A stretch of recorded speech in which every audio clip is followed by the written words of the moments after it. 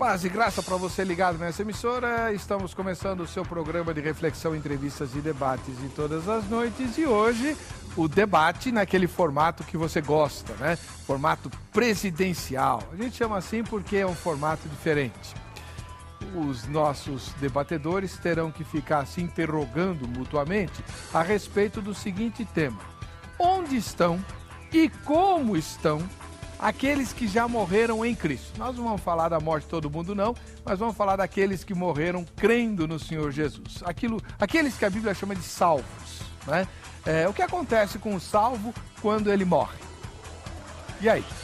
Alguns dizem assim, eles vão para a presença de Deus, né? Estão lá desfrutando da companhia de Jesus. Jesus não falou para o ladrão lá que ele levaria o ladrão para o paraíso um dia, lá na cruz e tal, né? Há outros textos que falam sobre a experiência pós-morte daqueles que são salvos. Muito bem. Outros dizem, bom, se eles morreram, eles morreram. O que é a morte? A cessação da vida. Se a vida cessa, eles não têm consciência, eles estão, vamos pôr entre aspas, aguardando a ressurreição. Porque se eles estão vivos em algum lugar, que sentido tem a ressurreição, né? Se eles estão vivos, eles não precisam ressuscitar. E aí? O que acontece com aqueles que têm fé em Jesus e que já partiram desse mundo? O que vai acontecer comigo e com você quando o Senhor nos levar, não por meio do arrebatamento, né, que é o que todo mundo espera, mas que pode não chegar, a morte pode chegar primeiro. E aí? O que vai acontecer conosco? Para onde iremos? Não? Tem dúvidas? Preste atenção, elas vão ser dirimidas agora. Está no ar o Vejam Só.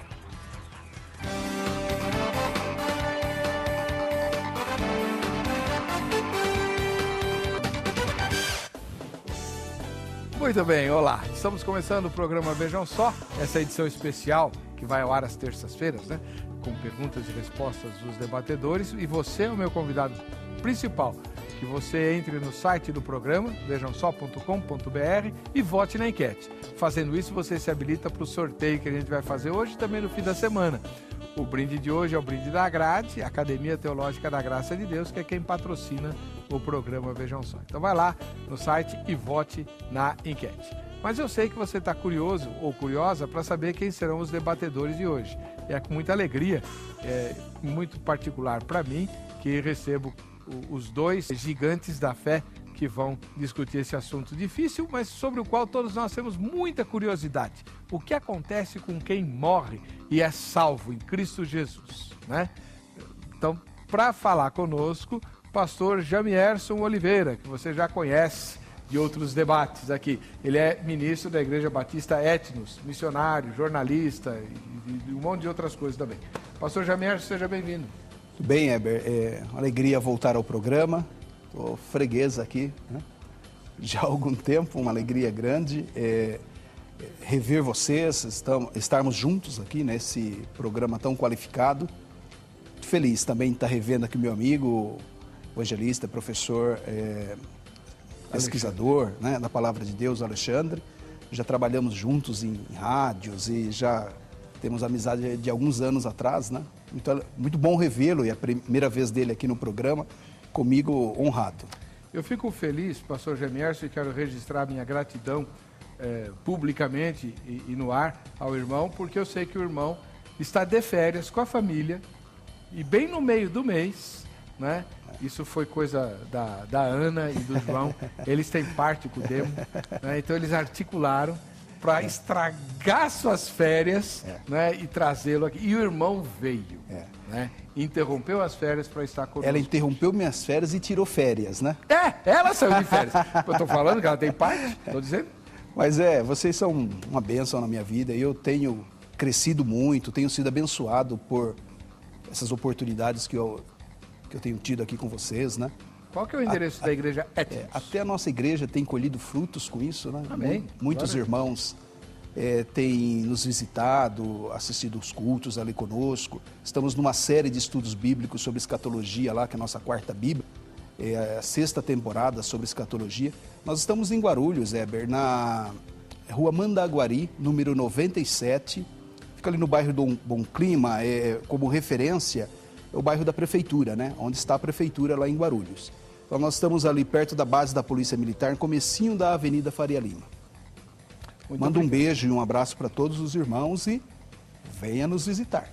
Obrigadão pela presença do irmão aqui mais uma vez. Obrigado. E estreando no programa Vejam Só, faz 3 anos, no mínimo, acho que mais até, que eu tenho pedido à produção para trazer o irmão Alexandre Bernardes, que eu conheci hoje aqui, mas que eu já ouço no rádio há muitos anos. Ele é o líder, presidente do Ministério A Verdade para o Tempo do Fim, um programa que vai ao ar aos domingos na Rádio Musical FM, agora é 13h. Da 1 às 2. Mas antes era o horário...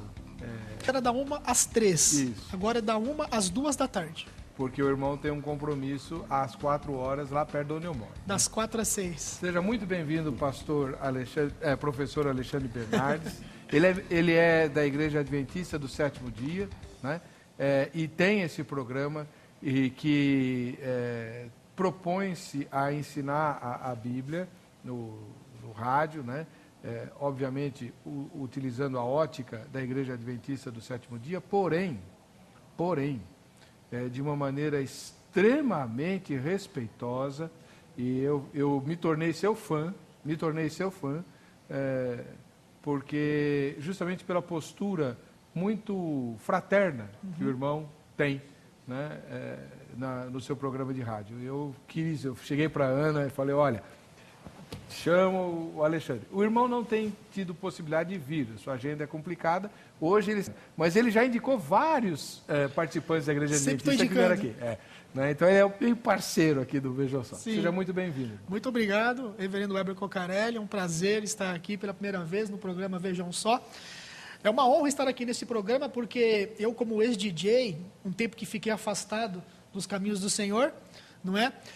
Quando eu comecei a voltar para a igreja, eu assistia os programas Vejam Só, e isso me ajudou, de certa forma, a começar a retornar para os caminhos do Senhor, a ler mais a Bíblia, e todo esse contexto foi ajudando eu a voltar. Que bom. Então, hoje é um privilégio, como se fosse um sonho, conhecer o irmão. Glória a Deus, e para mim também. E um prazer grandioso, aqui estar conosco, estando com meu amigo Jamierson, amigo de Facebook, na época da Rádio Musical, na época lá da FTV, César Cavalcante, todo esse pessoal. É um prazer dialogar com meu amigão, uma alegria. Jamierson.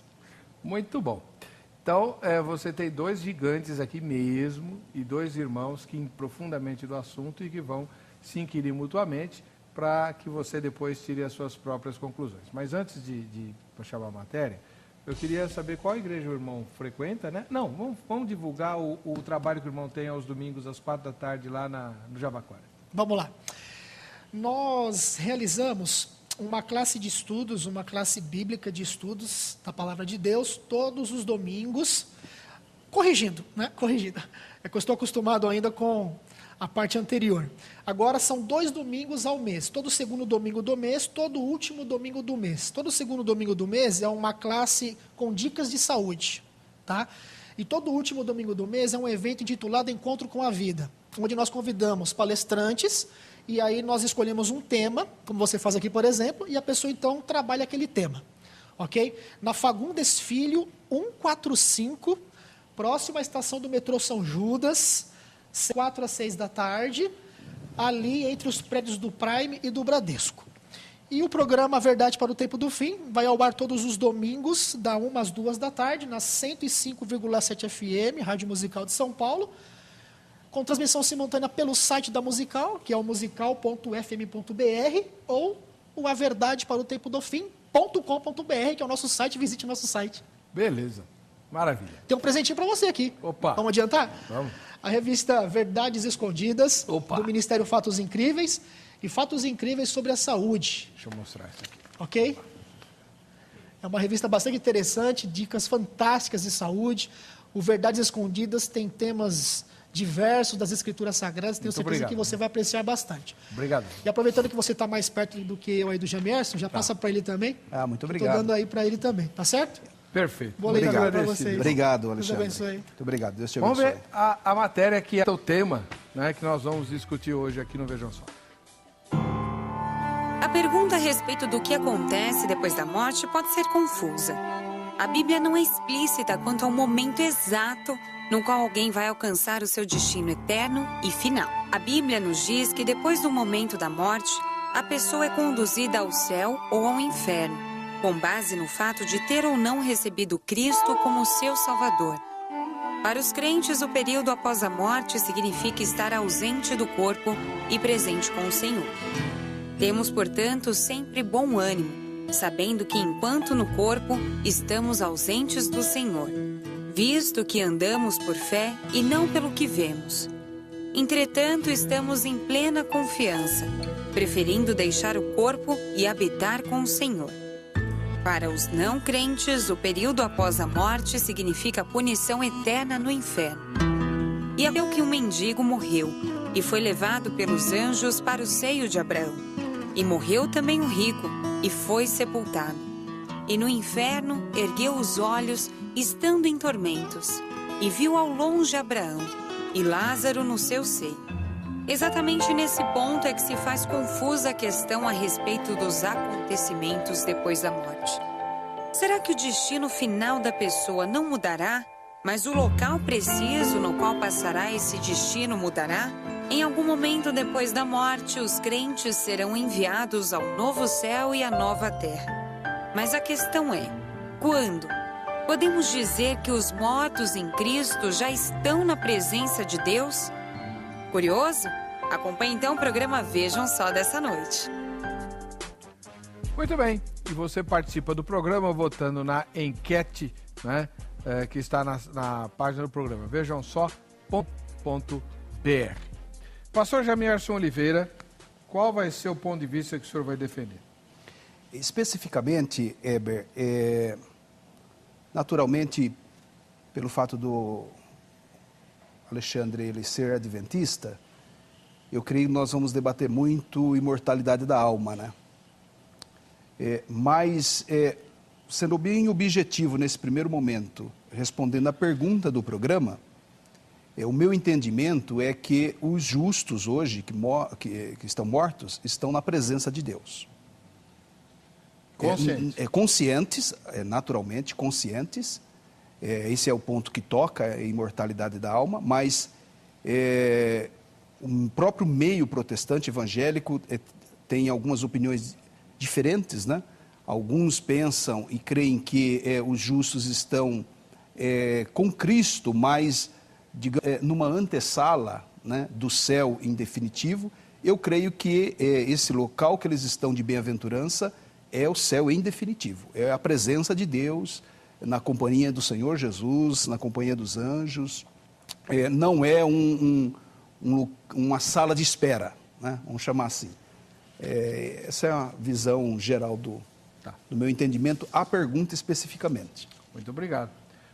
Irmão Alexandre Bernardes, da Igreja Adventista do Sétimo Dia, presidente do Ministério da Verdade para o Tempo do Fim. E o senhor vai defender qual ponto de vista? Eu vou defender o ponto de vista bíblico. A Bíblia é clara em afirmar que quando a pessoa morre, ela não vai imediatamente para a presença de Deus. Ela aguarda na sepultura o dia da ressurreição. Ok? É interessante, antes de nós começarmos a trabalhar essa questão, eu queria colocar aqui alguns pontos rápidos, porque o que acontece? A Bíblia, ela é mais ou menos como um quebra-cabeça. Então, você quebra a cabeça, você começa com a peça número 1, depois você tem que procurar a peça número 2, a peça número 3, e assim você vai encaixando todo o quebra-cabeça. Você nunca pode começar o quebra-cabeça da metade ou do final, tem que ser do começo. Trazendo isso para esse contexto do assunto que nós estamos tratando hoje, o que acontece? Eu não posso começar a querer entender o assunto morte, o que acontece após a morte, e no caso, se a pessoa quando morre em Cristo já vai imediatamente para o céu ou não, se eu não entender as questões primárias acerca deste assunto. Então tem um ponto de partida, você tem que partir desse ponto de partida para você entender todos os demais textos que envolvem este assunto. Então, por exemplo, Gênesis capítulo 2, por exemplo, rapidamente, para a gente ganhar tempo, tradução da Bíblia de Jerusalém. Então Yahvé, Deus, modelou o homem com a argila do solo, insuflou em suas narinas um hálito de vida e o homem se tornou um ser vivente. Então veja, aqui a montagem do homem. Para eu entender o que acontece após a morte e se a pessoa vai para o paraíso ou não, eu tenho que entender como que ela foi criada. Aqui não diz, por exemplo, que Deus colocou uma alma no homem. e nem que o homem se tornou alma imortal, mas que ele se tornou um ser vivente. A Bíblia de Jerusalém traz a expressão ser vivente, quando Deus insuflou em suas narinas um hálito de vida. Aí o que acontece na desmontagem do homem? Eclesiastes 12, versículo 7, citando também a tradução da Bíblia de Jerusalém. Antes que o pó volte à terra de onde veio e o sopro volte a Deus que o concedeu. Depois você tem Ezequiel capítulo 18, versículo 4, que diz assim, também na tradução da Bíblia de Jerusalém. Então veja só a conexão dos textos. Todas as vidas me pertencem. Veja que a Bíblia de Jerusalém traz a expressão vida num lugar inclusive de alma, nefesh. Todas as vidas me pertencem, tanto a vida do pai como a do filho. Pois bem, aquele que pecou, esse morrerá. E finalmente, 2 outros pontos rápidos, que seria Romanos 5,12, que diz: eis porque, como por meio de um só homem o pecado entrou no mundo, e pelo pecado a morte, assim a morte passou a todos os homens, porque todos pecaram. E Romanos 6, versículo 23, diz que o salário do pecado é a morte. E um detalhe interessante também, há um engano sobre a questão da morte, porque o debate de hoje não é para saber se de repente eu vou falar melhor que o Jamierson, se ele vai falar melhor do que eu, se eu vou ganhar dele, se ele vai ganhar de mim, se de repente eu vou gaguejar, e aí vão achar que eu fiquei nervoso, eu não passei muita confiança, não. A ideia é saber o que diz a essência bíblica, e há um engano acerca da morte. E é por isso que nós devemos entender esse assunto. E este engano surgiu com quem? Com Satanás, porque Deus disse, no dia em que comeres do fruto da árvore do conhecimento do bem e do mal, certamente morrerás. O que Adão e Eva, o que Adão e Eva eram? Eram almas. Deus disse aquelas almas, se dirigiu àquelas almas, certamente morrerás. Satanás disse o que para aquelas almas? Certamente não morrerás. Então, a partir deste ponto é que eu tenho que entender todos os demais textos que trabalham essa questão do que acontece após a morte, especificamente em relação àqueles que morreram em Cristo. Muito bem. Deixa eu mostrar o que você pode ganhar participando do debate hoje, e aí depois a gente vai começar as perguntas e respostas dos nossos convidados. O brinde de hoje é um relógio lá da Academia Teológica da Graça de Deus. Você votando na enquete, aliás, eu não pus a enquete no ar, né? Perdão, vamos lá. Cadê a minha enquete? Está aqui. Lá no vejamsó.com.br tem a seguinte pergunta. Em sua opinião, os salvos mortos estão, primeira resposta, aguardando a segunda vinda no seio de Abraão, ou a reunião dos mortos no seio de Abraão, ou então aguardando a segunda vinda, dormindo o sono da alma, tá? Não, tanto faz. A pergunta é a seguinte: onde estão os mortos? Eles estão conscientes no seio de Abraão, aguardando a ressurreição dos mortos, a segunda vinda de Cristo, ou eles estão não conscientes, dormindo, né? O sono da alma, aguardando a ressurreição, tá bom? Beleza? Então, aguardando a ressurreição, dormindo o sono da alma, essa é a segunda pergunta. E a terceira, que é a minha resposta, é eu não sei, então eu vou ficar sabendo no fim do programa. Vote na enquete para que você possa concorrer ao relógio da grade, que você viu aí, bonitão, né? E que vai servir para você se lembrar que o tempo está passando muito depressa e você não está se preparando para servir ao Senhor como Deus gostaria. A grade está aí para te ajudar nessa questão. Mais de 600 unidades espalhadas em todo o Brasil, com bíblico, que começa agora, em agosto, no segundo semestre, né? E dentro de poucos dias começa o curso bíblico, você pode se matricular e começar o curso bíblico, ou vários outros cursos que a grade tem, não em todas as filiais. Aí você precisa se informar. Para pegar as informações, anote o telefone e amanhã, no horário comercial, você liga para 0 operadora 11 3115 0819 3115 0819, tá? E fala com a Carla ou com as amigas dela sobre qual é o endereço mais próximo de você, tá bom? A gente vai para o intervalo, na volta os nossos convidados começarão a inquirição.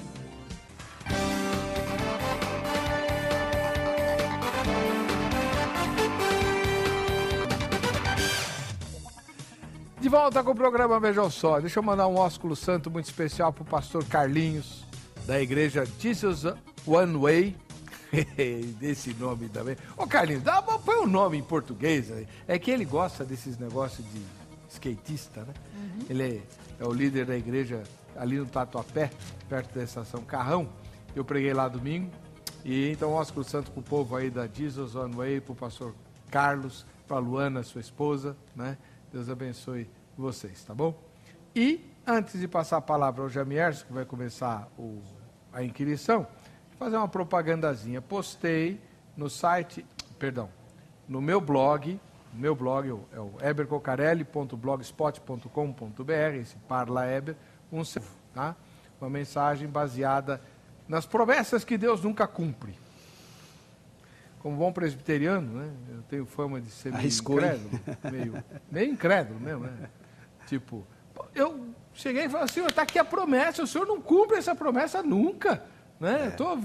Quando que vai cumprir? E Deus respondeu, dando umas pauladas bem dadas, mas respondeu. E a resposta é a mensagem, tá? A mensagem tem um título meio curioso, né? Quando vai acabar? Resposta, quando eu terminar, tá? Entra lá, é baseado em Filipenses, né? Como é que fica, Heber? Pegando um gancho, a quem pense que não vai nem morrer enquanto as promessas não se cumprirem. Então, pois é. Aí o negócio fica complicado, você vai ter que ler mesmo o artigo do pastor Heber. Exatamente. Tá, vai lá, tá no eber.blogspot.com.br. Dado o recado, vamos lá. Jamierson, sua primeira pergunta. Muito bem. Gostei da exposição do Alexandre, mas me permita fazer uma observação. Eu fui bem sucinto, né? Gênesis capítulo 2, versículo de número 16, que você mencionou, o fato é que, de fato, não morreram. A serpente não mentiu. Ou seja, ela mentiu, entre aspas, né? Porque a morte também é uma palavra polissêmica na Bíblia, né? Ele morreu espiritualmente, porque nesse dia, inclusive o pensamento da Igreja Adventista, para resolver esse problema, porque o texto diz, porque no dia que comer morrerás. E sabemos que Adão viveu 900 e tantos anos. 930. Então, a serpente, ela falou meia verdade, na verdade, ela é verdade, né? Eles morreram, mas espiritualmente, né? Isso que é interessante no texto. Mas, Alexandre, claro que a gente vai discutir imortalidade da alma. Mas a primeira pergunta, e eu queria ser fiel ao tema do programa. Se você não fosse adventista, nós estaríamos aqui talvez nadando de braçada, especificamente nessa questão, onde é que está, seio de Abraão, seio de Abraão fica onde, é uma antessala, ainda é no Hades, né, conforme o pensamento evangélico. Mas, no seu caso, uma vez que você não crê na sobrevivência da alma, né, consciente ou não, mas não crê na sobrevivência dela, a minha pergunta seria uma outra, fiel ao tema. Onde estão, neste momento, Moisés e Elias? Onde estão Moisés e... Essa é a sua pergunta? É a minha pergunta. 3 Por quê? minutos pro senhor. Posso? Vai, Estou então ainda explica, alguns né? minutos. Por que estou fazendo a pergunta? Porque para a Igreja Adventista, não é o que eu creio, não é o que o cristianismo historicamente ensina, que Moisés ressuscitou, segundo os adventistas, e está em corpo glorificado. Sabemos que Elias não morreu. Aí também concordo. O protestantismo concorda que Elias não morreu. Pergunta é, onde é que eles estão? Muito bem. 3 minutos, irmão Alexandre. Antes de nós respondermos essa pergunta, lendo alguns textos da Bíblia, eu quero usar aqui, por exemplo, a Bíblia Apologética de Estudo, do qual você é um dos que participaram da edição dela. A Bíblia Apologética de Estudo, em Marcos, por exemplo, capítulo 9 ali, fala da transfiguração. Não é? Eu sei mais ou menos por que você fez essa pergunta, porque no caso Elias foi arrebatado, Moisés morreu, então somente o espírito de Moisés pôde aparecer ali. Vocês dão uma resposta apologética na página 971, comentando Marcos capítulo 9, transfiguração, em relação ao espiritismo.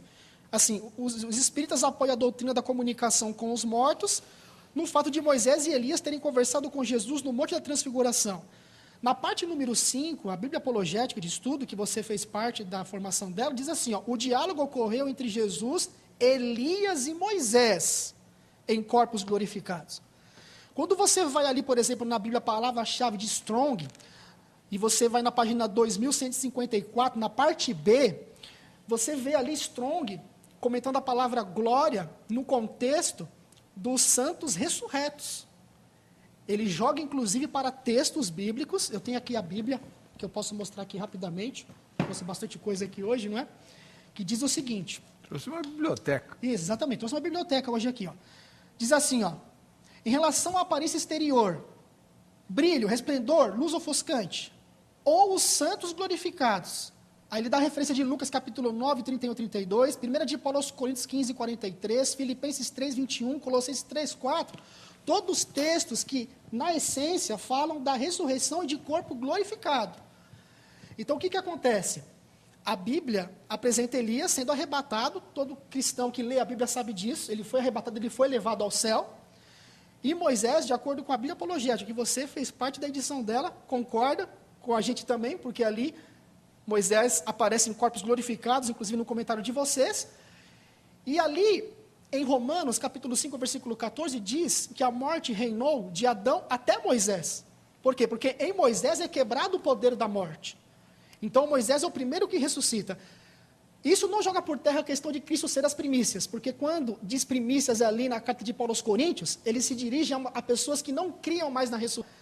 Portanto, os coríntios, obviamente, que ao morrerem, ressuscitariam depois que Jesus já tivesse ido para o céu, porque naquele espaço de tempo, Jesus já tinha ido ao céu, e restavam quem? Os coríntios. Antes de Cristo ser as primícias, no sentido de ser o primeiro, ele é o melhor, de acordo com as festas, inclusive das primícias, dos pães asmos, ele era o pão sem fermento, sem pecado. Então, ele é a garantia de todas as ressurreições. Então, de acordo com esses pormenores bíblicos, com a palavra-chave e a própria Bíblia Apologética, Moisés estava em corpo glorificado, juntamente com Elias. Seus comentários. Vocês perceberam, né, Alexandre, você não respondeu a pergunta. Eu não vou entrar no mérito das notas da Bíblia Apologética, que eu sou o editor dela, e nem no mérito da ressurreição. Mas são os adventistas que afirmam que Moisés ressuscitou. E sabemos que Elias não morreu. Logo, Elias está em algum lugar. Seu corpo também glorificado. A pergunta continua: aonde eles estão? Se o adventismo afirma que Moisés ressuscitou, ele está ressuscitado já. Ele não ressuscitará na eternidade, conforme você tentou conduzir a resposta. Ele já está ressuscitado. E Elias não morreu. Logo, se está na eternidade, no mundo espiritual, está em corpo glorificado. Ele não podia estar num corpo carnal como estava aqui. Por que eu estou fazendo essa pergunta para você? Ela é retórica. Porque ela fortalece a ideia, repito, não vou entrar nos méritos, né, da ressurreição de Moisés, que eu não creio e a Bíblia nunca ensinou. É uma conclusão adventista, exclusiva dos adventistas, né? Mas, respondendo, tentando nesse começo do programa ser fiel ao tema, os mortos em Cristo estão aonde? Ou estão na presença de Deus? A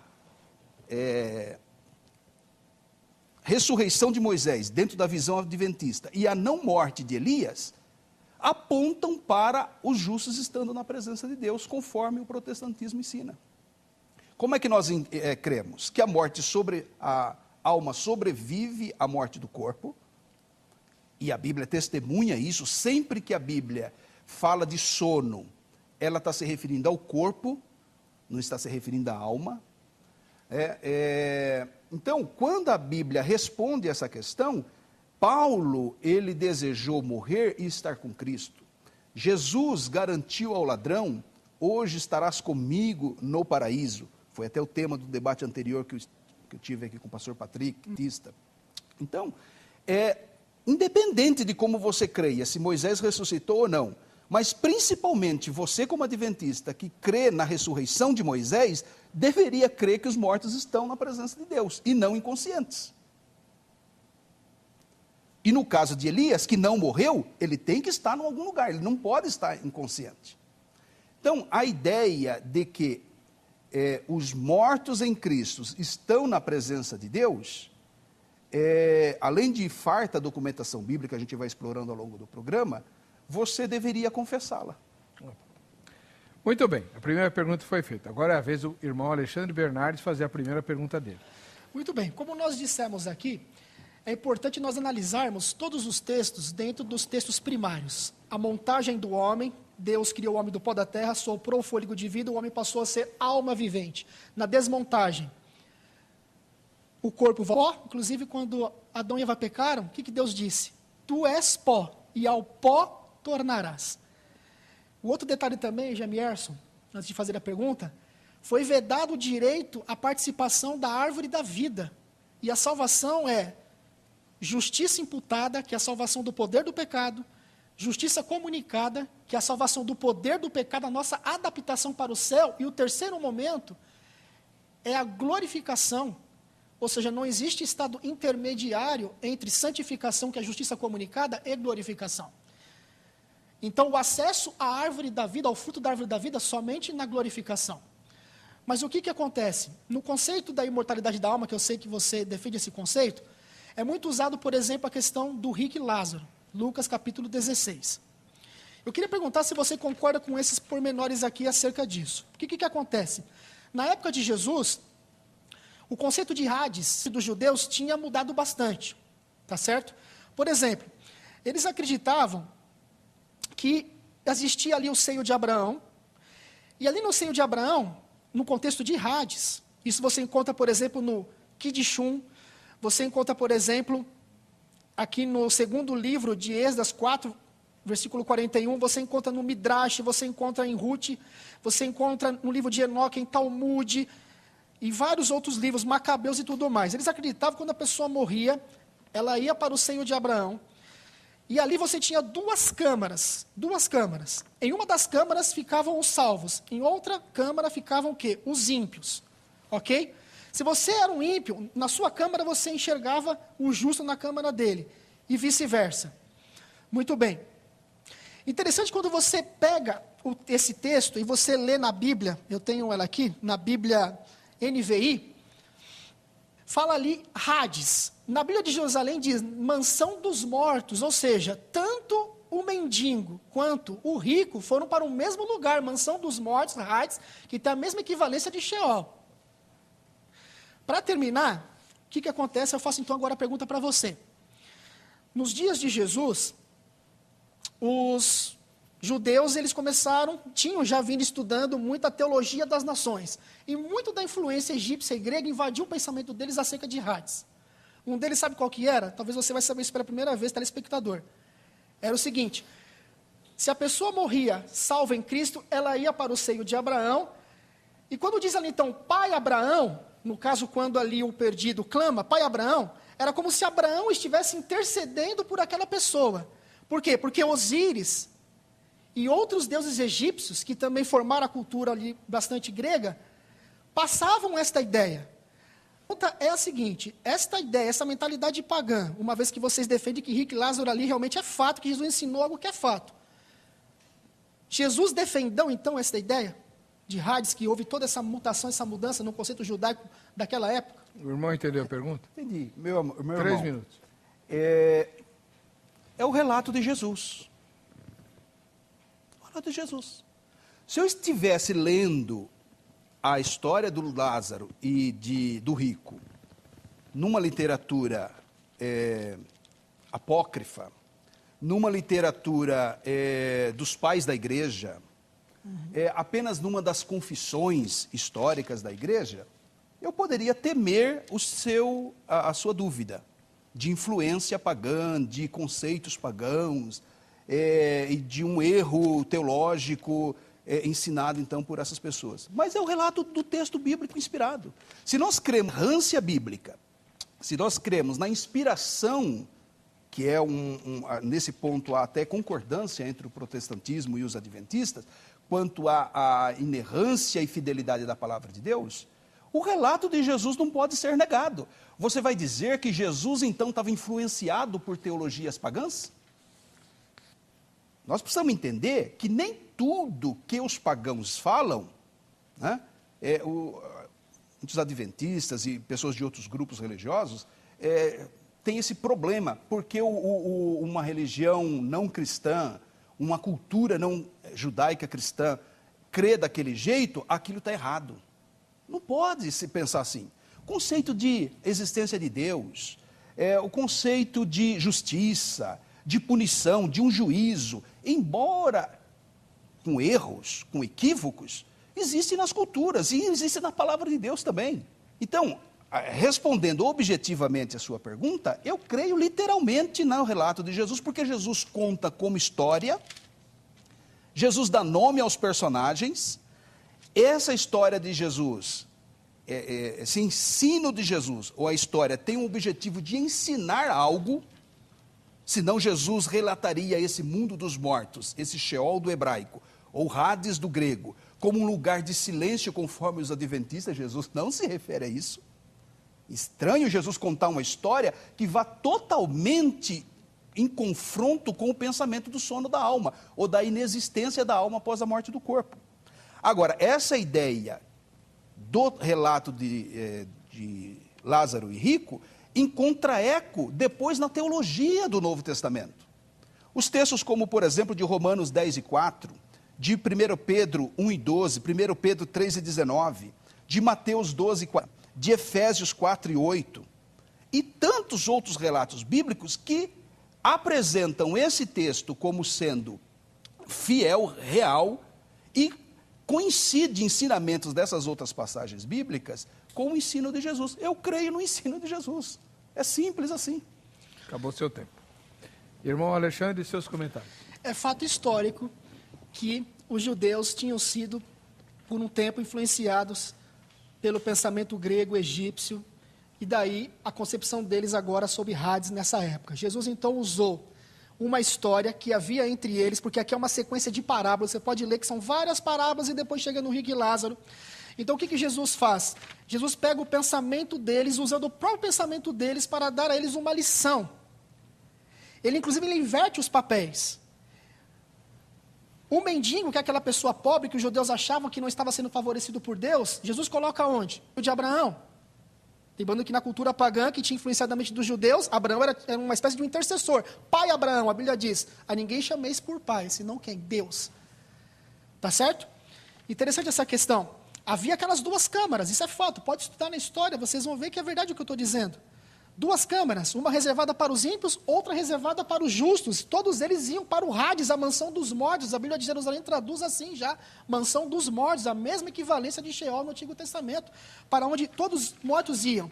Então, o que acontece? Jesus, então, ele inverte os papéis, ele mostra nessa parábola algumas lições, rapidamente. Primeiro, que riquezas nem sempre é um sinal de que a pessoa está sendo favorecida por Deus. Os judeus, muitas das vezes, eles tinham riquezas por usura, inclusive roubando muitas das vezes as próprias viúvas. Jesus inverte os papéis nesse sentido, coloca o mendigo lá em cima.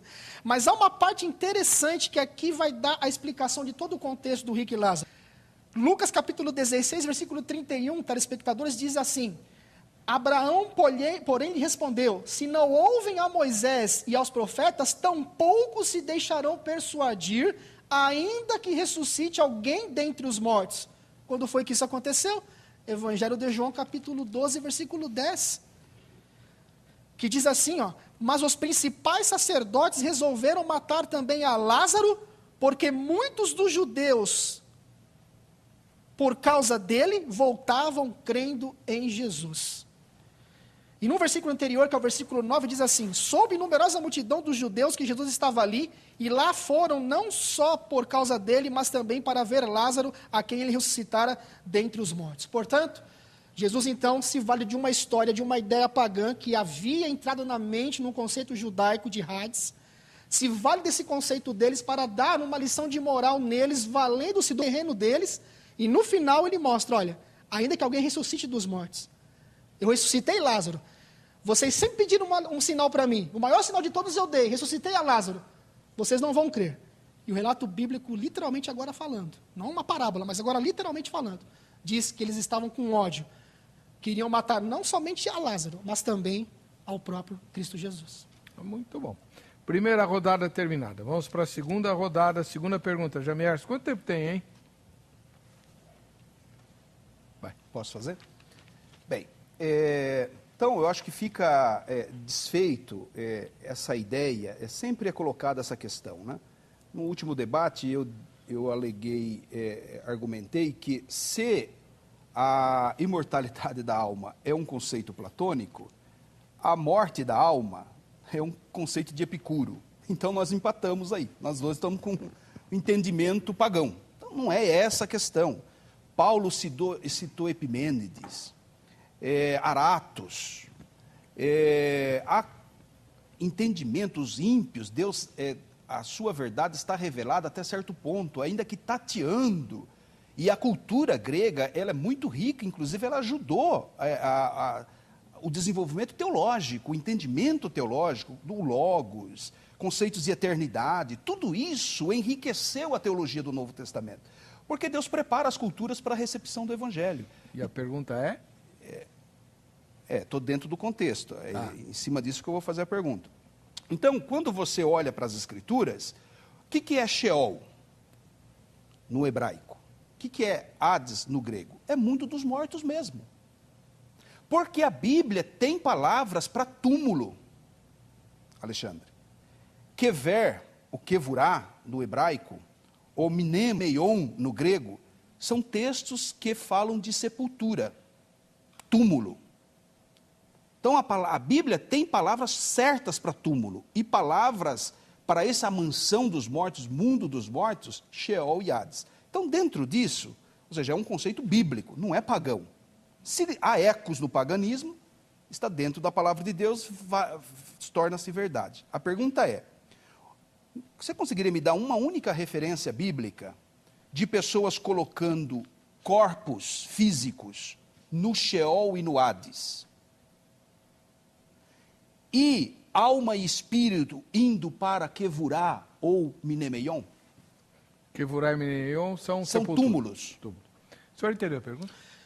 Repete mais uma vez. A Bíblia tem palavras específicas para túmulo e para Sheol, que é mansão dos mortos, é uma referência. A regra geral é mundo espiritual, embora possa até ser aplicado também à sepultura, porque é uma palavra polissêmica, né? Polissemia é aquela palavra que tem várias interpretações, como, por exemplo, vela, né? Vela do navio, eu velo pelo meu filho, ou seja, eu cuido do meu filho. Então, Sheol tem um pouco isso aí. Assim como também alma e espírito também são palavras polissêmicas, né? Mas, prevenindo o problema, a Bíblia traz palavras específicas para túmulo. Então a pergunta é, você poderia me dar um único texto bíblico que coloque pessoas, corpos físicos de pessoas, alguém sepultando um parente no Sheol, ou a Bíblia dizendo que uma alma ou o seu espírito foi para Kever ou Mnemeion, para o túmulo? Muito bem. 3 minutos. Quando nós lemos a Bíblia e nós analisamos as palavras Hades e Sheol, nós vamos ver que tem a valência de sepultura. Tá certo? É a mesma equivalência. E nós podemos ler vários textos acerca dessa questão. Mas para ser mais sucinto, para ficar mais claro na mente das pessoas que estão assistindo hoje o programa, por exemplo, Abraão expirou, Gênesis capítulo 28, versículo 8. Gênesis 28 diz assim, ó. Vamos abrir aqui novamente. Gênesis capítulo 28, versículo 8, que diz assim, Gênesis 28, versículo 8, eu devo ter anotado errado aqui a passagem, perdão. Lembra o fato? Pode falar de memória o fato. Que diz assim que ele morreu e foi se encontrar com seus pais, sepultado com seus pais. Gênesis 49, versículo 23, Gênesis 49, versículo 23, diz o seguinte, Gênesis 49, versículo 23, que diz assim, os flecheiros lhe dão amargura, atiram contra ele e o aborrecem. O seu arco, porém, permanece firme e os seus braços são feitos ativos pelas mãos dos poderosos de Jacó. Sim, pelo pastor e pela pedra de Israel. Eu não sei o que aconteceu aqui, eu acho que eu anotei os textos errados. Me desculpe. Mas se o irmão lembrar eu dos anotei fatos, errado, me perdoe. Pode falar. Me perdoe, telespectadores, eu anotei o texto errado. É que não tem o texto. Eu anotei, não, existe os textos. Não, ele quer mencionar... Existem os textos. Eu anotei, infelizmente eu errei aqui, anotei errado. Nesses textos que o senhor tentava usar, o que estava escrito? Os textos dizem que todas essas pessoas, Abraão, Jacó Eles morreram e foram se encontrar com seus pais aonde? Na sepultura. Eles expiraram, veja, eles renderam o espírito. Espírito tem a ver também, não apenas com fôlego de vida, mas também com mente, ok? Com mente. Isso envolve a questão do caráter. Quando a pessoa morre, a mente, isso volta para Deus, isso volta para a mente de Deus. Quando a pessoa ressuscita, ela ressuscita com as mesmas disposições que ela levou consigo para a sepultura. Portanto, todos eles foram encerrados na sepultura. Quando a gente estuda a questão Hades e Sheol, tem a mesma equivalência de sepultura. Muitas das vezes tem a ver com morte, situações de morte, situações de afastamento de Deus, inclusive, porque a pessoa morreu. E aí ela aguarda, então, a ressurreição. Então, todos esses expiraram, morreram e foram ter com seus pais. Foram o quê? Sepultados. E agora, então, eles aguardam a ressurreição. Esse texto, por exemplo, que a gente leu de Lucas, capítulo 16, quando fala de mansão dos mortos, Hades, porque a ideia judaica era essa, que todos iam para o mesmo local, porém, na época de Jesus, isso tinha sido mudado pela influência grega, e foi o que a gente colocou. Tá. Seus comentários, irmão Jamierson. Bem, o telespectador está vendo. Não tem texto bíblico, irmão. Não tem. A Bíblia, quando você citou a ideia do quebra-cabeça, Alexandre, e ela é excelente. Realmente, a Bíblia, ela precisa de uma organização. A teologia sistemática, inclusive, é a área do saber teológico que tenta organizar as coisas. Mas, usando a mesma metáfora sua do quebra-cabeça, tira uma peça ou coloca uma peça errada no quebra-cabeça que você não acerta mais nenhuma outra peça. Então, ao mexer na palavra Sheol e Hades, dando a ela exclusivamente sentido de sepultura, de túmulo, lugar físico onde que a gente vai lá e coloca um parente, você cria todo esse problema. Eu respondo a questão. A Bíblia traz especificamente pessoas colocando, sepultando parentes, não no Sheol, meu amigo. Êxodos capítulo 14, verso 11. E passaram a dizer a Moisés, é porque não há nenhuma quevurá, sepultura no Egito? Por que eles não citaram Sheol? Se Sheol é túmulo. Que nos trouxesse para cá, ou seja, eles estão reclamando de Moisés nas margens do Mar Vermelho. Não tem túmulo, Moisés, lá no Egito? Para você nos matar aqui, a gente ser comido vivo pelos urubus, pelos animais, pelos cães, sem sepultamento, porque dentro da cultura judaica o corpo precisa ser sepultado? Isaías 14, 19, mas no que se refere a ti, foste lançado fora sem túmulo, sem sepultura, quevurá. Gênesis 35 e 20, Jacó erigiu um Sheol para Raquel? Não, senhor, meu amigo, ele é uma quevurá, um túmulo, porque a Bíblia tem palavra certa para túmulo. E aí eu não vou nem discorrer tantos outros textos, vou citar só o caso de Jesus. Vou evitar até a leitura, para não ganhar muito tempo, vou dar a referência, você anota e lê em casa. A morte de Jesus, quando Jesus morre fisicamente, é o mesmo processo que nós vivemos. Ele morreu fisicamente, seu corpo foi para o Menemeion, foi para o túmulo emprestado de José de Arimateia, está lá em João capítulo 19. E a sua alma? A alma foi para o Hades, que é o correspondente a Sheol no Novo Testamento. Está lá em Atos capítulo 2, verso 27, e o Salmo 16, que é uma referência ao Salmo 16 e 10. Sheol, Antigo Testamento, no caso. Sheol do Antigo Testamento, né? Então no Salmo está Sheol e em Atos está Hades.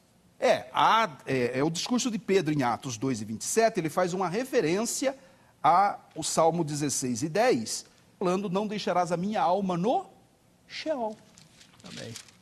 Ok, nós vamos para o intervalo, na volta o irmão Alexandre Bernardes fará a sua segunda inquirição ao Jamierson.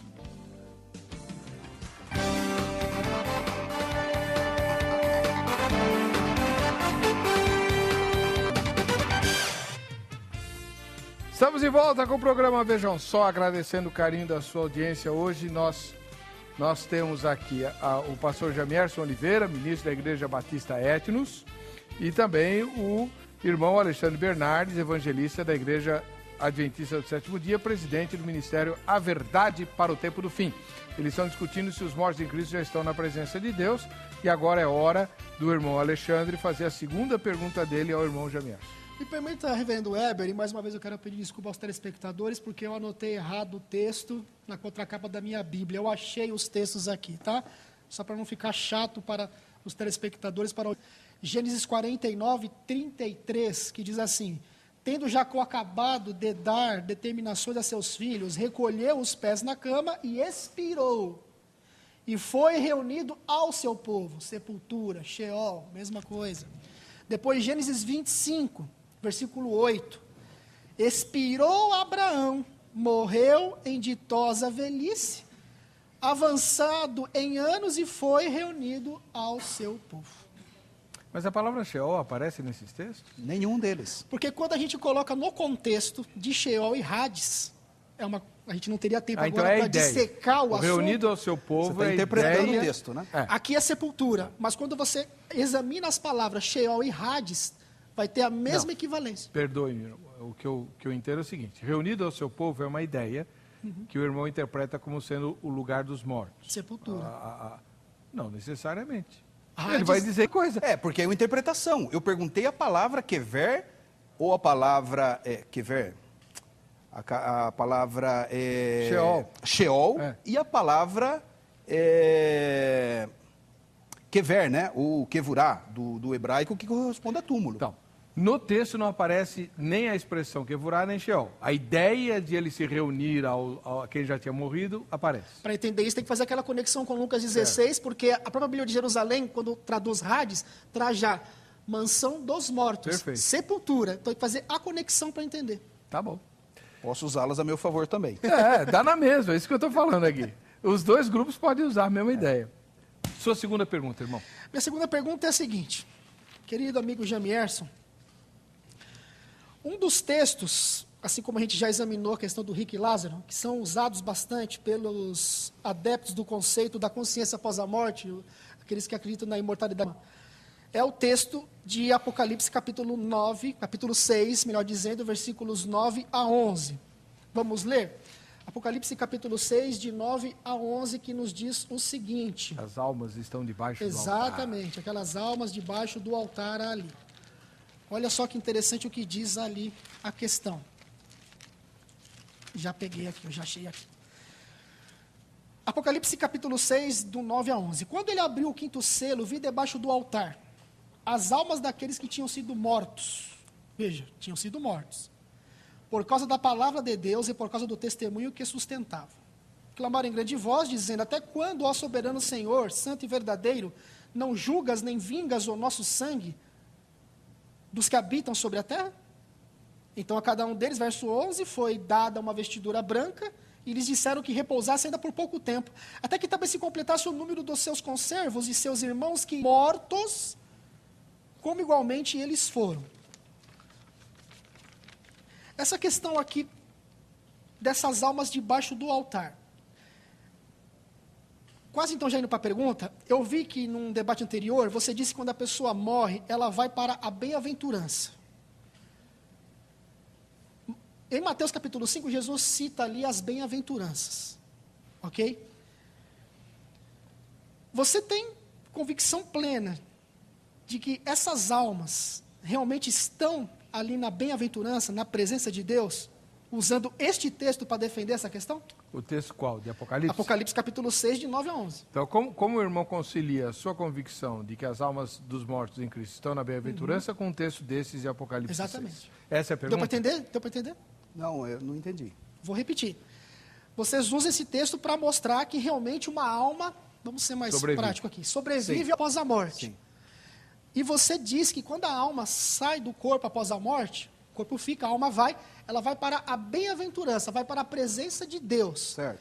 Você tem convicção de que esse texto realmente deve ser usado para defender essa ideia da imortalidade da alma? Você tem segurança disso? Eu tenho. De que é uma alma realmente fora do corpo? Entendeu a pergunta? Entendi. Então, 3 Agora, minutos. Captei, né? Eu tenho, Alexandre, porque assim, é claro que a gente não entende tudo o que está acontecendo no mundo espiritual. Certo. né, seria muita presunção da nossa parte, da minha parte em especial, aqui querer explicar detalhes, como está o dia a dia do pessoal lá no céu. Óbvio. Também acho que o texto de Apocalipse também tem diferentes dificuldades, apresenta diferentes dificuldades. Há também uma linguagem simbólica, uma linguagem figurada em todo o livro do Apocalipse. Mas o que me chama a atenção, e realmente acho que é legítimo usar esse texto para provar a sobrevivência da alma, ou a alma como entidade incorpórea que sobrevive à morte do corpo, porque o texto ele deixa clara essa mensagem. Então a palavra de Deus, quando há um texto bíblico falando alguma coisa, é claro que ele não tenta resolver todo o problema relacionado àquele assunto, mas ele aponta numa direção, está falando que essas entidades espirituais estão diante de Deus. E aí você vai encontrando eco em outras coisas. Por exemplo, Lucas 20, 38, Deus não é Deus dos mortos, mas dos vivos. Se como o adventismo não crê no sono da alma, você talvez pudesse até explicar isso. O adventismo crê, como Oscar Cullmann, né, que entendia, e vocês citam Oscar Cullmann, citação indevida, porque Oscar Cullmann, que é um grande teólogo reformado, ele cria no sono da alma. A alma não inexiste, ela não entra numa inexistência, ela não é aniquilada com a morte do corpo. Ela entra num estado de dormência, ou seja, os salvos estão no mundo espiritual, segundo Oscar Cullmann, mas eles não estão conscientes. O espírito dos justos está adormecido. Pro adventismo, evapora. A alma é a respiração. Vocês usam textos que relacionam, que compara animais, o cão com o homem, o cão vivo com o homem morto. Que vantagem tem o homem sobre o animal? Como se não houvesse nenhuma relação entre eles.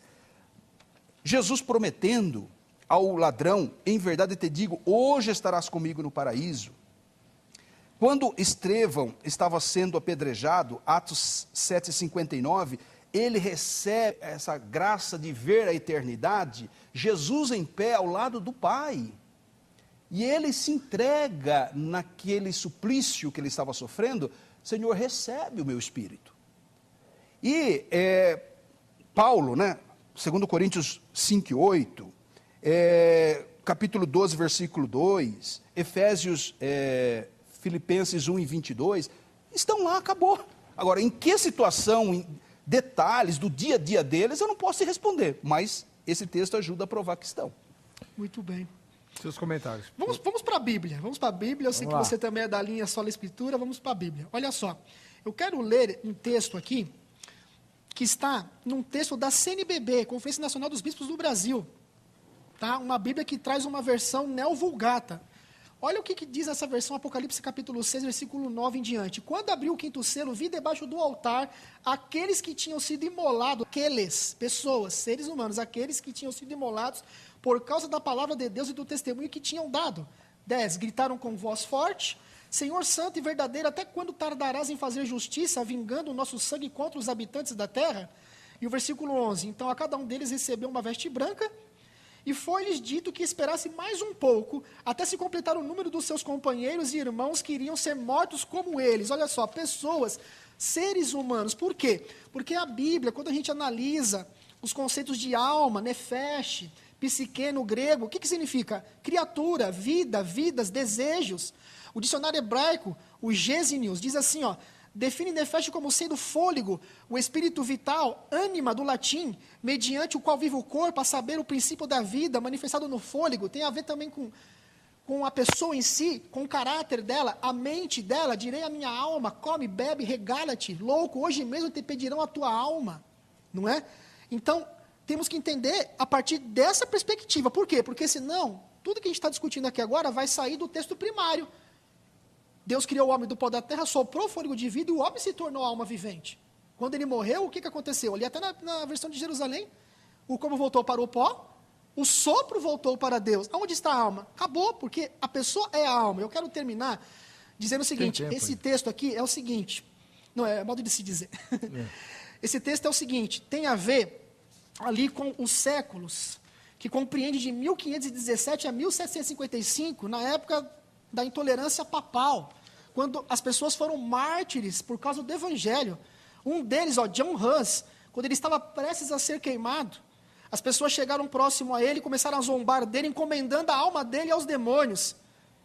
E ele respondeu dizendo o seguinte: mas eu entrego a minha alma por ti, redimida em tuas mãos, a Jesus Cristo. E com uma alma jubilosa, ele continuou cantando em meio ao fogo até receber a coroa do martírio. Quem são essas pessoas que estavam clamando por justiça?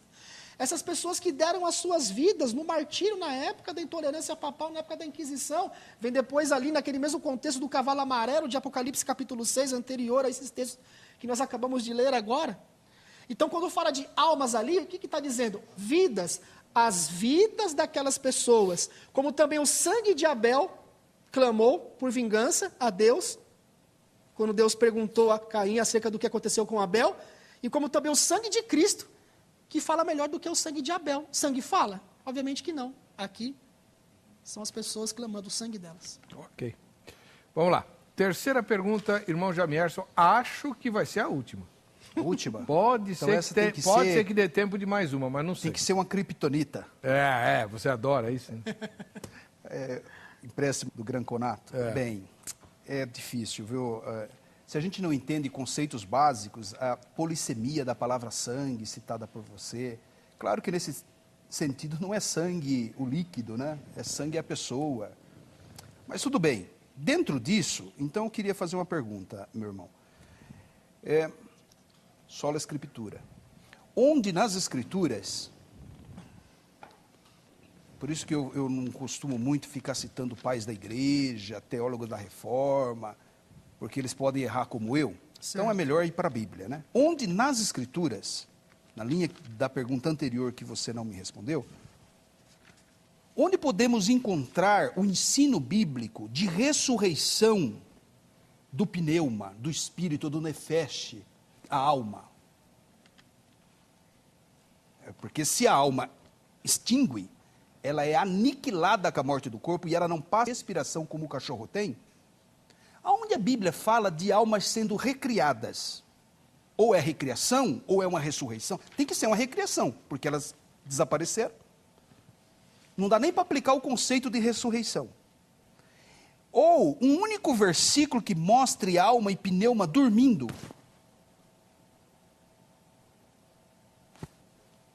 Nefesh, alma em hebraico, pneuma, espírito no grego, né?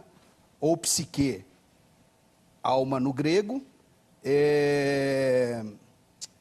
alma no grego, e ruá, ruá, no hebraico. No hebraico ruach, e pneuma no grego. Então, textos bíblicos que traga... você entendeu a pergunta? Não sei se eu estou conseguindo formular corretamente. Estou entendendo. Onde nas Escrituras você pode me mostrar esse ensino da recriação ou ressurreição de alma? Porque elas vão ter que voltar. Ou elas dormindo hoje. O senhor compreendeu, né? Compreendi. Então vamos lá. 3 minutos. Jamierson, o que nós temos que entender é o seguinte, é o conceito de alma e espírito. Repetindo. Alma, no Antigo Testamento, criatura, vida, vidas, desejos. Dicionário hebraico, Gênesis, de novo. Define nefesh como sendo fôlego, o espírito vital, ânima, do latim, mediante o qual vive o corpo, a saber, o princípio de vida manifestado no fôlego. Psique, no Novo Testamento, falando sobre alma. Aparece a palavra alma 50 vezes, no conceito também de vida, de mente. Agora a gente vai começar a entender o contexto. Antigo Testamento, espírito, ruá, aparece como sopro, vento, respiração, espírito, mente, força, vida, fôlego, espírito de Deus, sede das emoções. No Novo Testamento, pneuma, ar em movimento, vento e espírito de vida. O princípio da vida, de ânimo, disposição, influência ou atitudes que governam o homem. Está falando de mente, a base de seu caráter. Seres incorpóreos também como os anjos, demônios ou espíritos maus, Espírito Santo e assim por diante. O espírito pneuma é o sopro do fôlego de Deus na criação, o princípio de vida proveniente de Deus. Alma, psique, a possessão individual do homem, o que distingue um homem de outro da natureza inanimada. Alma, psique, é o homem, o ser vivo e consciente, é a força sensitiva, é a vida mesma. E terminando, O espírito, pneuma, é a vida em ação, é seu elemento agente, é sua força pensativa, é seu caráter. O que acontece, Jamerson? Quando a pessoa morre, o corpo volta para o pó. O espírito ou a alma vai para aonde? Espírito é a mente, é o caráter da pessoa. Quando Deus expirou ali, você até usou o texto dizendo assim, em verdade estarás comigo hoje mesmo no paraíso, né? Em verdade te digo, hoje mesmo estarás comigo no paraíso. Diz que Jesus rendeu o Espírito, em outros textos de evangelhos, diz que ele expirou. Por exemplo, quando a gente lê ali, em Marcos capítulo 15, versículo 37, diz que Jesus expirou. Portanto, o que volta para Deus? A nossa mente, a nossa personalidade, o nosso caráter. O fôlego de vida volta. Porque o Espírito volta para Deus, mas o meu caráter fica armazenado na mente de Deus. Muitas das vezes isso também tem a ver com alma, no mesmo conceito de caráter, de pessoa, de mente também.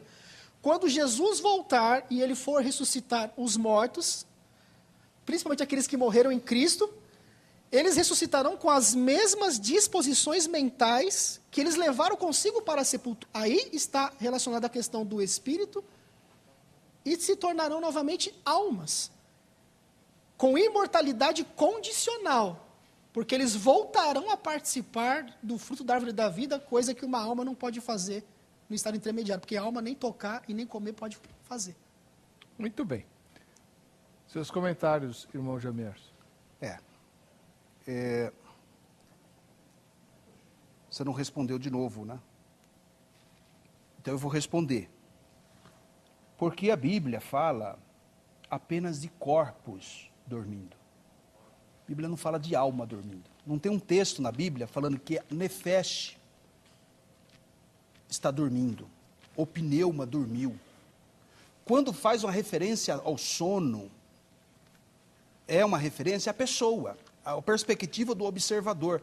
Claro que o meu parente é como se ele estivesse dormindo mesmo. Você vê um corpo, uma lápide, é como se ele estivesse dormindo. A gente fica com a impressão que a pessoa está dormindo.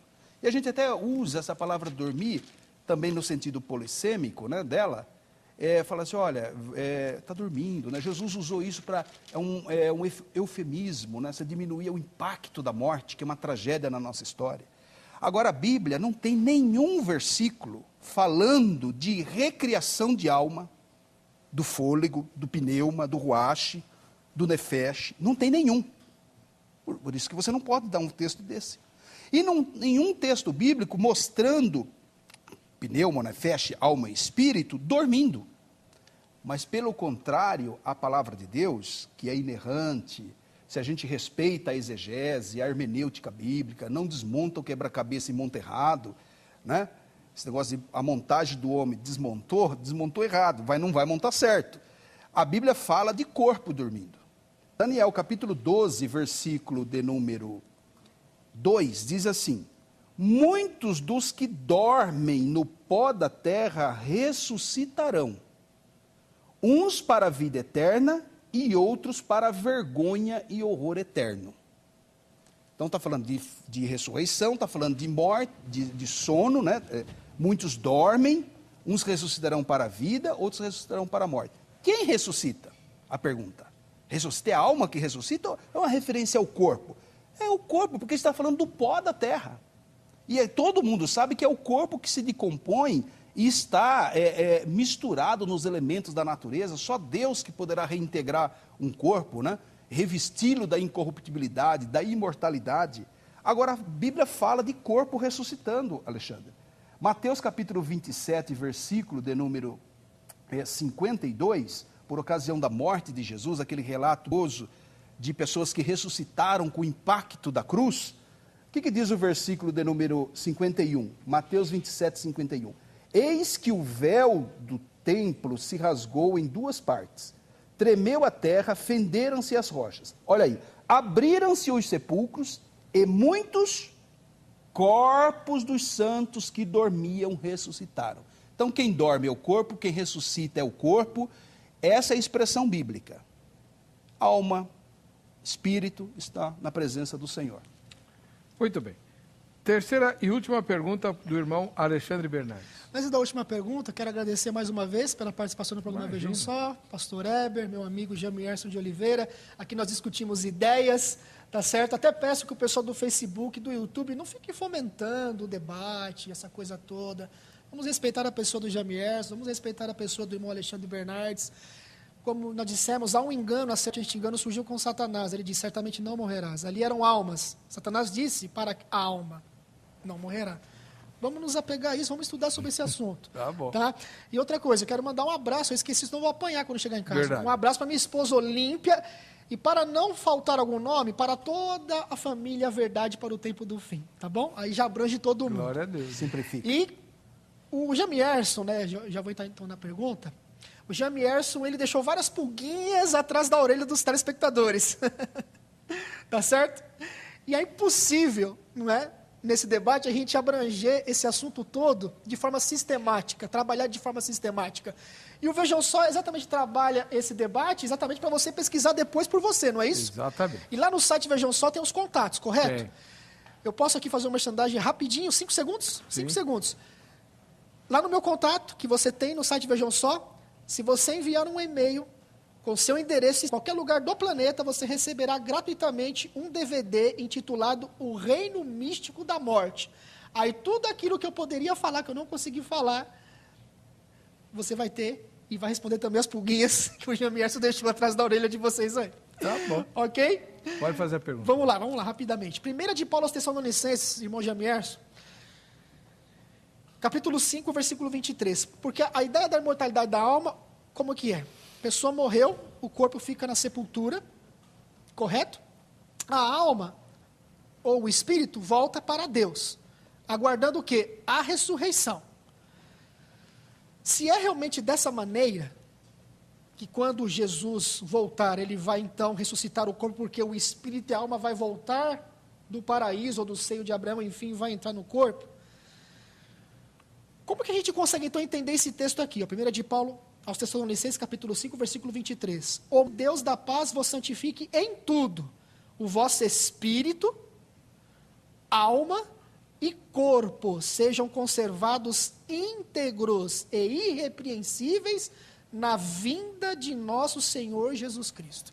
Ou seja, a alma e o espírito já foi para a presença do Pai, já está na bem-aventurança. Como assim conservar então também a alma e o espírito? Ok. Vamos lá que o nosso Para a tempo vinda de está Cristo. estourado. É rápido. Isso também, Certo. de certa forma, é bastante simples, porque a gente sabe que o homem não é só alma ou espírito, não é só essa entidade imaterial. Deus fez o homem com corpo também. O corpo humano é obra de Deus, obra das mãos do Criador. Nenhum outro ser foi criado pelas mãos do Criador como nós fomos. Então, a redenção humana tem que incluir tudo. O texto de Tessalonicenses não está negando a sobrevivência da alma, em nenhum momento.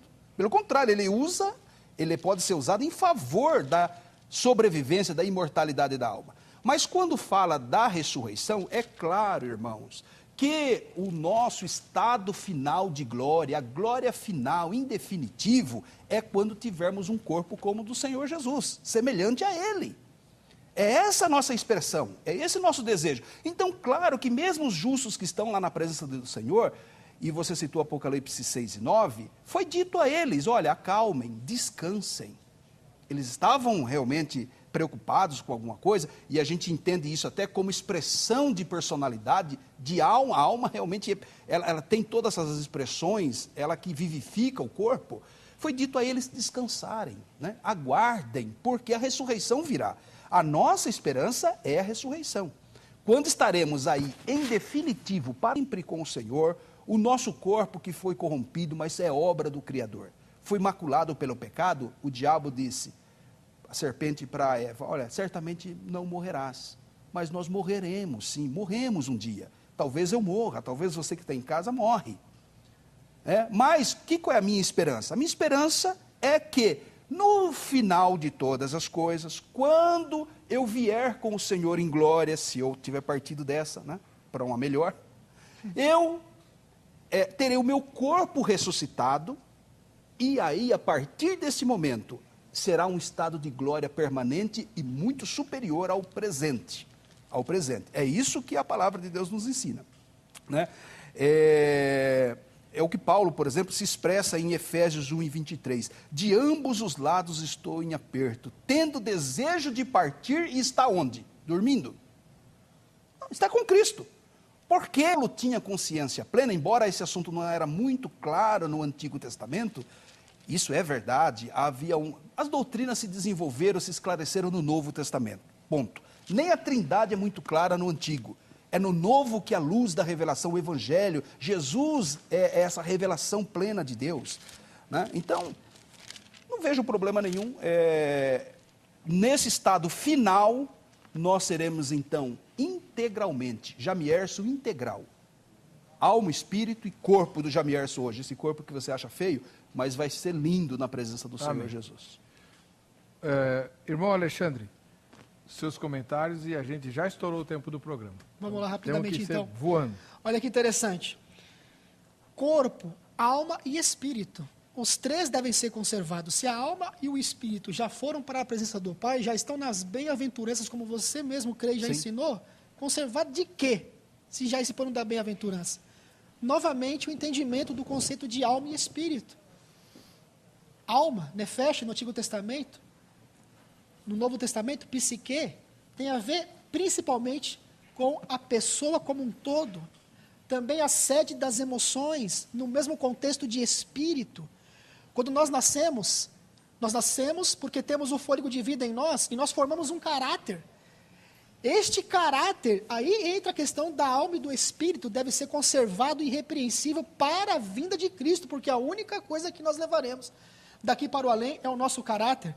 E Paulo, querido amigo Jamierso, ele diz claramente que ele somente veria Deus após a sua partida na consumação de todas as coisas. Lá em 1 de Paulo aos Coríntios, capítulo 13, versículo 12, ele diz, porque agora vemos como em espelho obscuramente, então veremos face a face. Agora conheço em parte, então conhecerei como também sou conhecido. Inclusive no versículo 10, que antecede o que eu acabei de ler, ele diz, quando porém vier o que é perfeito, salvação é o quê? Justiça imputada, salvação da condenação do pecado. Justiça comunicada, salvação do poder do pecado, adaptação para viver no céu. Depois, não é estado intermediário, é glorificação. É participar da árvore da vida. Uma alma, como que ela participa da árvore da vida? Porque ao vencedor diz que dará o direito de participar da árvore da vida. Paulo lhe diz que partiria para estar com Cristo, diz lá na carta de Paulo a Timóteo, mas ele diz, a hora da minha partida é chegada. Combati o bom combate, completei a carreira, guardei a fé. Já agora me está guardada a coroa da vida, que me será dada naquele dia. Olha aqui, fazendo eco com 1 de Paulo aos Coríntios 13. Naquele dia eu verei face a face. A vitória sobre a morte não é a alma fora do corpo, indo para a presença do Pai, mas é a ressurreição. E vamos com 1 de Paulo aos Coríntios, capítulo 15, versículo 55. Depois de todo um contexto que ele fala da ressurreição, você pode ler o contexto por você, diz assim, ó, onde está, ó morte, a tua vitória? Onde está, ó morte, o teu aguilhão? Tanto que no versículo 24 diz que então se cumprirá essa palavra. Aquilo que é corruptível será revestido de incorruptibilidade. Tragada foi a morte pela vitória. Se uma alma realmente vai para a presença de Deus, eu sei que você cita, por exemplo, também o filho da viúva de Sarepta, a alma foi para a presença de Deus, está na bem-aventurança, porque você já ensinou assim, eu já ouvi você ensina assim, ela volta para o corpo de pecado novamente, para morrer novamente e correr o risco de perder a sua vida eterna. Ela já estava lá na glória. Bom, o nosso tempo acabou, aliás, estourou já faz tempo, né? Então, eu quero agradecer ao irmão Jamierson, ao irmão Alexandre. Muito obrigado, prazer. O contato de ambos está no site. À disposição dos irmãos também. Né? Pode mandar as perguntas que eles respondem, mandam DVD, mandam tudo, tá bom? Quem é que ganhou o prêmio da grade, o presente? Lindenilson Alves Lira, de Cuiabá, capital do Mato Grosso. A gente vai se ver no próximo Vejam Só. Fiquem na paz.